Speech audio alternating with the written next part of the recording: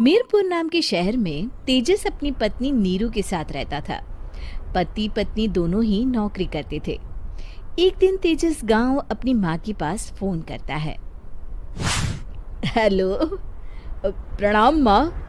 जीते रहो माँ, तुम दादी बनने वाली हो। हैं? अरे वाह, ठीक है बेटा, मैं कल ही आती हूँ। जब माँ जी शहर पहुंची तो बेटे बहू ने बहुत अच्छे से स्वागत किया।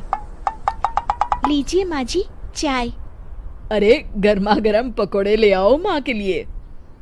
नीरू रसोई में गई और 2 मिनट में ही पकोड़े ले आई। जी ये लीजिए। बहू जादू से बनाए हैं क्या? अभी तो रसोई में गई थी। यम्मी। माँ जी, शीला रसोई में पकोड़े तल रही है, मैं बस लेकर आई। हे भगवान, मेरा धर्म भ्रष्ट कर दिया तूने। अब तो गंगा जल से शुद्धिकरण करना होगा। दूसरे दिन, माँ जी मैंने नाश्ता बना दिया है, ऑफिस जा रही हूँ। पर अभी तो घर का सारा काम पड़ा है।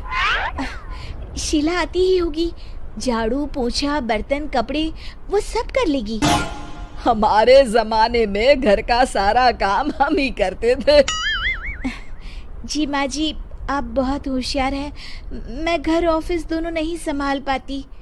तो जरूरत क्या है घर से बाहर जाकर चाकरी करने की? वैसे भी घर का काम खुद करने से घर में बरकत आती है, समझी?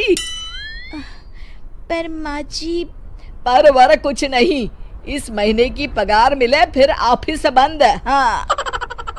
रात को नीरू तेजस से कहती है, सुनिए जी, माँ जी बोल रही थी कि मैं नौकरी छोड़ दूं।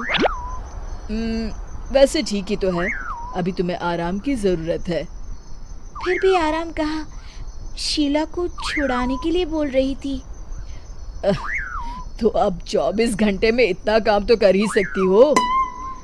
पर जॉब पसंद है मुझे, घर पर मन नहीं लगेगा। अगले दिन जब दोनों ऑफिस के लिए निकल रहे थे, मेरी तो कोई कीमत ही नहीं है इस घर में। माँ जी, आजकल महंगाई बहुत है, रहन सहन भी बदल गया है, दोनों नौकरी करते हैं तभी ठीक रहता है। अच्छा, तू कहना क्या चाहती है? मेरा बेटा तुझे बिठा के खिला नहीं सकता? तू ही इस घर का खर्च चला रही है, हैं? नहीं माँ जी, मेरा वो मतलब नहीं था। मतलब खूब समझती हूँ, ये बाल धूप में सफेद नहीं किए मैंने। हाँ।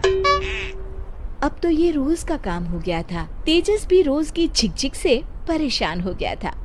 एक दिन उसने कहा, नीरू, वैसे भी तुम्हें मैटरनिटी लीव मिलने वाली है, तो अभी से ही छुट्टी ले लो। पर क्या, मेरी सैलरी अच्छी खासी है। आखिर नीरू ने रिजाइन कर दिया। जब बच्चा हुआ तो घर में सब बहुत खुश हुए। कुछ दिनों बाद तेजस फाइल देख रहा था। क्या हुआ तेजस, कुछ परेशान लग रहे हो? हाँ, वो हमारी जितनी सेविंग्स थी वो तो हॉस्पिटल में और छठी के फंक्शन में खत्म हो गई है नीरू। और अभी वैसे मंदी चल रही है तो मैं बोल रही थी कल मुन्ना को हेपेटाइटिस का टीका लगवाना है। नीरू, क्या पोस्टपोन नहीं कर सकते? नहीं जी, बिल्कुल नहीं। अब तेजस को समझ में आ रहा था कि उससे गलती हुई है। पैसों की कमी का असर घर के माहौल पर भी पड़ रहा था। अगले दिन, बेटा मेरा चश्मा और ये दवाइयाँ ले आना, पर्चा देते हुए माँ जी ने कहा। जी। तेजस, मुन्ना के लिए दूध का डिब्बा और डायपर भी ले आना, और ये किराने के सामान की लिस्ट है, इसे भी लाना है। तेजस गुस्से में लिस्ट मरोड़कर फेंकता है और चिल्लाता है, पैसे क्या पेड़ पर उगते हैं? ये ले आना, वो ले आना। अरे पर ये जरूरत का सामान ही है। वो गुस्से में बिना कुछ कहे ऑफिस चला गया। अरे अरे लंच तो ले जाइए। नीरू दौड़कर डिब्बा पकड़ाती है। एक दिन खाना खाने के बाद, नीरू,